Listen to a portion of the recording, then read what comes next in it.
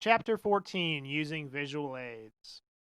Before we get into the Chapter 14 content and material, just a couple quick chapter reminders here. First, please make sure you take notes as you go through this presentation, as this will become your study guide for both the test and the comprehensive final at the end of the semester. Additionally, you should be or have read the chapter. Upon completion of the chapter reading, you should be able to apply the key terms in the chapter in addition to answering the questions at the end. So Chapter 14, Using Visual Aids. So visual aids provide advantages to your speech presentation in the sense that they provide clarity, interest, retention, credibility, and in some instances, persuasiveness.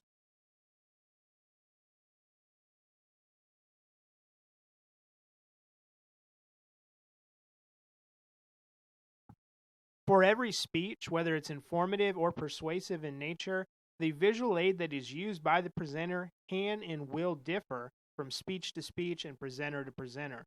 Ultimately, the visual aid is there to support the presentation and not become the presentation. So some kinds of visual aids that are commonly used are objects and models to represent what we're talking about, photos and drawings, graphs, charts, video, the speaker themselves, and a lot of times this happens when we're demonstrating things, and then of course PowerPoint, Google Slides, Prezi, those kind of audio video presentations. So let's go ahead and take a look at an example of a object and model visual aid. There are two steps to CPR. First, you should check to see if the person is responsive. If they're not responsive, call 911.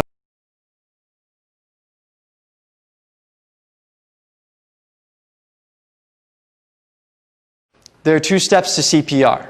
First, you should check to see if the person is responsive. If they're not responsive, call 911 immediately. It's at this point that experts used to recommend that you give mouth-to-mouth resuscitation. But recent studies, such as the one led by Dr. Michael Sayer of Ohio State University and approved by the American Heart Association, have concluded that mouth-to-mouth is no longer necessary. Instead, simply begin chest compressions. Begin by finding the center of the person's chest. You're looking for the notch directly beneath the breastbone. Now place the palm of your hand just above that notch and interlace your fingers, one hand on top of the other. You want to keep your arms straight and your elbows locked to create enough pressure. Your movements should be strong enough to compress the chest 1.5 to 2 inches. To get the heart going, you're going to need to pump fast, about 100 times per minute while counting out loud. 1 and 2 and 3 and 4 and 5. Continue pumping as vigorously as you can until the paramedics or other emergency personnel arrive. So when we're thinking about using either a photo or a drawing as a visual aid, we want to make sure that we enlarge the photo or drawing so that the entire audience can see it at a distance. We want to avoid passing around the photo or drawings just simply because it can become distracting. And ultimately, we want to maximize the power of that photo and drawing. And by passing it around, it takes time to get to every audience member. And by the time that the last audience member receives the photo or drawing, the presentation point has already passed in which the reference to that photo or drawing has been made. Additionally, you can also use a visual support of your photo and drawings, such as PowerPoint, overhead projectors, those kind of things. So an example of what that might look like for a photo or drawing. This is what a person with dyslexia might see when reading this sentence. So if we had a topic about dyslexia, we might use this on the overhead PowerPoint to kind of demonstrate that process. So let's take a look at what that might look like during an actual presentation. What do you think of when you hear the words Machu Picchu? If you're from Peru, or if you've studied the history of Latin America, or if you've traveled to that part of the world, then you'll know immediately what I mean. If you haven't done any of these things, then you may not know right away what Machu Picchu is, but I'm sure you'll recognize it when you see this photograph. Perched high in the Andes Mountains, Machu Picchu is one of the most famous archaeological sites in the world. The site is spread over 5 square miles, and as you can see from this photograph, is terraced on many different levels to fit the steep terrain.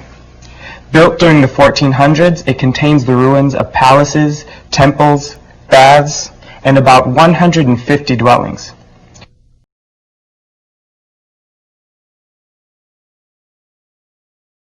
Next up, we have graphs. And graphs are a great way to take the idea of statistical trends and patterns and make it visual for our audience to use. So with that, we're going to go ahead and take just a look at a couple of different graphing options that you're either familiar with through your math and science courses. And additionally, these can be used for speech presentations themselves to support the data that you're trying to get across. So up first is just a line graph. And we're all familiar with line graphs. You use one or more lines to show the changes over time.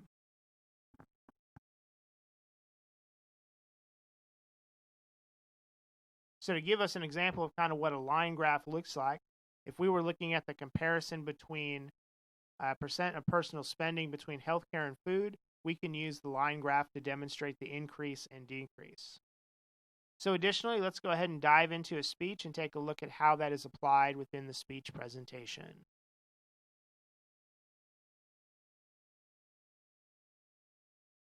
As you can see from this graph, based on figures from the US government, healthcare continues to eat away at our budgets. Since 1980, it's risen from 13% of personal spending to 20%. Compare that to what we spend on food. In 1980, 20% of personal spending was on food. Today, it's 13%. That's right. Over the past 3 decades, healthcare has completely changed places with food as the largest category of personal expense. Next up is the pie graph. And the pie graph is a great graphic to use when highlighting different segments of the data. So the pie graph highlights the segments of a circle to show the distribution patterns. With today's modern technology, a lot of these pie graphs have evolved from just a circle or a square to where they've now become and encompassed entire shapes. So for instance, if you see fundraising happening, maybe at KU or K-State, they might use the Power Cat or the Jayhawk and delineate the bottom half as what they've raised and the top half of what they need to raise. So just kind of an example of a pie graph use for women in the workforce. We can take a look at the data in 1900 in comparison to 2010. We can talk about the data being single at 68% in 1990 versus 28% in 2018, but that really visually doesn't make a whole lot of sense until we see how it has changed over time. As we look at those two pie graph examples, we can see not only is the shape the same, using a circle, but the colors also maintain the same between single, married, widowed, and divorced, so we can see the changes over time. The next type of graph we can use is a bar graph. Whether this is vertical or horizontal bars, this allows us to show comparison amongst data points, statistics, and other measures.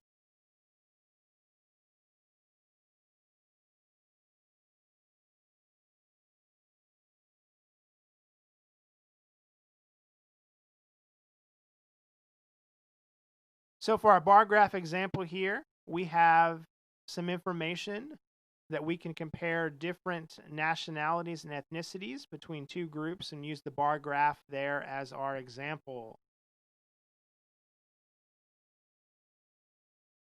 Charts is another tool that we can use within the graphing family that allows us to summarize large blocks of information, usually down to a list. Charts are pretty commonly used, but they're not as appealing to the eyes visually as the line graphs, the pie graphs, and the bar graphs. We do have to be careful that we don't have too much data and too much information when we put up our charts. So let's take a look at a chart example here. Looking at region of birth, in comparison to the percent of U.S. immigrants. So we can see where the largest portion of immigrants into the United States is coming from, down to the smallest portion. Charts are going to allow the listeners to visualize the information. They can also show steps of a process, and we also want to ensure that we keep those as clear as possible. So let's go ahead and take a look at how a chart is used within a speech presentation. As you can see from this chart, which is based on the figures of the U.S. Census Bureau, 36%, more than one-third of recent U.S. immigrants have come from Asia, 14% have come from Mexico, and 11% have originated from Europe and the Caribbean, respectively. The next three groups consist of almost one-quarter of the total: South America with 10%, Africa with 9%, and Central America with 5%. An additional 4% come from other parts of the world.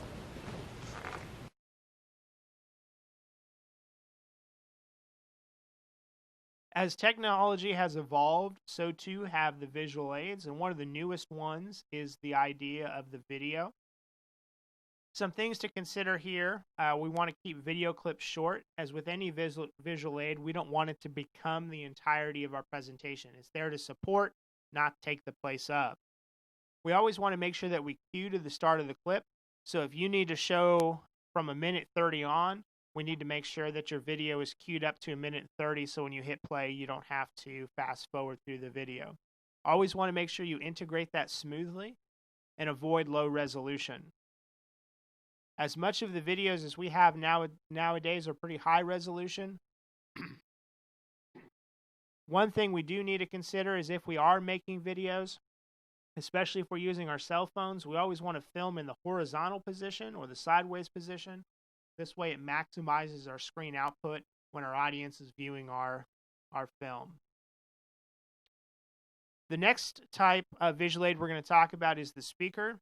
Typically, the speaker themselves is only used or mostly used in the demonstration speeches. So a lot of times we will use the body to demonstrate a procedure, and you always want to practice to coordinate words and actions. Just remember, if you're using the body as a visual aid, you always want to make sure that you maintain that eye contact with the audience. By maintaining that eye contact with the audience, you can ensure your voice is traveling in the direction of the audience versus heading towards the floor and then bouncing back up, or you're speaking to the wall and your voice bouncing off the wall and back to the audience. So it's really important to make sure that you maintain that eye contact as much as possible to maintain the strength of the voice and the presentation. So let's go ahead and take a look at what that looks like using the speaker as a visual aid. I'm going to demonstrate 3 postures that I find extremely beneficial to me: the tree pose, the triangle bow pose, and the king of the dance pose. First, let's start with the tree pose. So I'm going to start and shift all of my weight onto my left foot. I'm then going to take my right foot and insert it into my left thigh. I'm going to take my hands in front of me and press my palms together. And as I raise my arms over my head, I'm going to stare at a fixed point ahead of me. I usually hold this pose for about 30 seconds to a minute. This pose helps to strengthen your thighs, calves, ankles, and your back. And it also helps to improve your balance. The second pose I'm going to do is the triangle bow pose. You start with your feet a little bit wider than your shoulders. You then take your arms straight out across your body with your palms facing down. You then touch your left hand to the floor while the opposite arm stretches towards the ceiling. You then take your head and gaze up towards the ceiling. This pose helps with your blood circulation, and it stretches your torso and your neck. The third and final pose I'm going to do today is the king of the dance pose. You take your right foot into your right hand and extend your left arm forward. And as you raise your left arm, you raise your right leg as high as possible. You hold this pose also for 30 seconds to a minute. Not only does this pose help greatly with balance, but it also stretches out your hips, your legs, and your torso. The next type of visual aid that we're going to go ahead and talk about, and is pretty commonly used, is the PowerPoint or the Google Slides. Many of you are familiar with these presentation styles through your educational experiences. But the cool thing about PowerPoint is a lot of times you can combine several audio-visual materials. This is also applicable to Google Slides. So when you are creating your PowerPoint or your Google Slide presentation or any sort of visual digital presentation, you want to make sure you use it strategically. It's there to enhance specific points. You don't want to overpower the presentation, and you don't want your entire script to be on the PowerPoint. So once again, the PowerPoint and any visual aid is not intended to become your speech or replace you as a speaker. Rather, it's there to help support and emphasize points that you're trying to make. So let's go ahead and take a look at what that looks like integrating a PowerPoint into a speech presentation. But you can see for yourself what the dogs have to endure.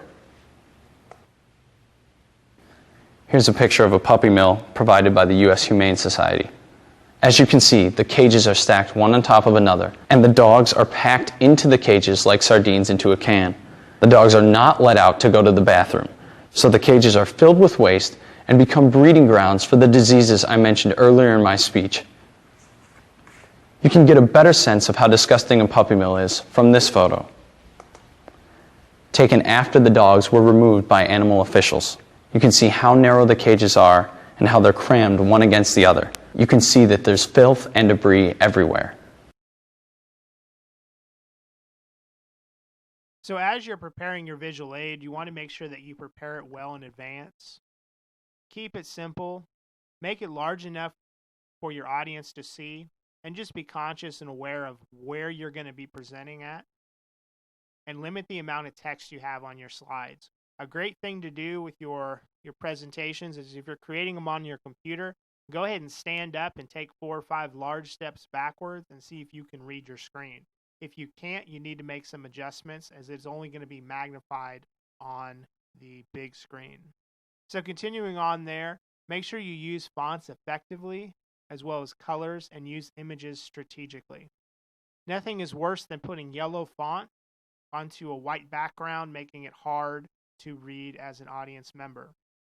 Additionally, think about colors in the color wheel with the contrasting colors across the coloring wheel. You want great contrast between the background and the text, making it easy for your audience to read and see. So taking an example PowerPoint slide here, we can look at the Mystery of Easter Island. It's located on the coast of Chile and discovered April 5th, 1722. So when you're choosing fonts, we want to make sure that you are choosing ones that are clear and easy to read. A lot of times the default fonts, either in PowerPoint or in Google Slides, are a great starting point, as they are designed to be easily read and seen. Make sure you maintain normal case. You want to have 2 per slide. Traditionally, you have a heading font and then you have a body font. You want to make sure that they're standardized across all your slides and properly size the titles and the body text. So up next, this is just kind of an example of some different types of fonts that can be pulled from the Office products. You can see on the left are ineffective. That doesn't necessarily mean you can't or shouldn't use these fonts, but they're just harder to read by your audience in comparison to what is on the right, which is more effective. With our colors, it's kind of the same process. We want to make sure we have a high contrast between the font color and the background color. They need to be easy to see. We want to limit the number that are used, and they're consistent across the entire presentation. With our images, make sure that we strategically use them. They're going to be large enough to be seen. We use high resolution. They're clear and simple. And there's a title included on the slide where applicable and when needed. So when we get into the actual presentation of the visual aids, as you have seen through all the video clips, we want to make sure that they're always displayed where the listeners can see them. We want to avoid passing them around. We only want to display them when we're discussing them, and make sure that we explain the visual aid clearly and concisely. We don't want to just have it sitting there and never draw any attention to it, because then at that point it doesn't support our speech presentation. Make sure that when you're using a visual aid, you're always talking to the audience and not to the visual aid itself. You always want to practice with your visual aids, especially when it comes to bringing them out and putting them away or changing or rotating them. And then if you're using any sort of AV equipment, always make sure you check the room before your speech presentation. So let's go ahead and take a look at an example of what explaining a visual aid looks like. This map is from the National Highway Traffic Safety Administration. It shows drunk driving death rates across the country. The states you see in yellow have the lowest annual per capita death rates from drunk drivers. For every 100,000 people in these states, 1 to 3 lives are lost each year because of drunk drivers. The states in green are more dangerous than those in yellow. They have 3 to 6 drunk driving deaths per 100,000 people.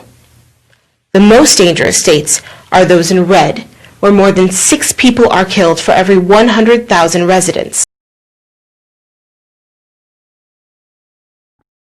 So as we wrap up with Chapter 14 and using visual aids, just a couple quick reminders here. Hopefully you were able to take some notes through this presentation, as those will become your study guide for the test as well as the comprehensive final at the end of the chapter or the end of the semester.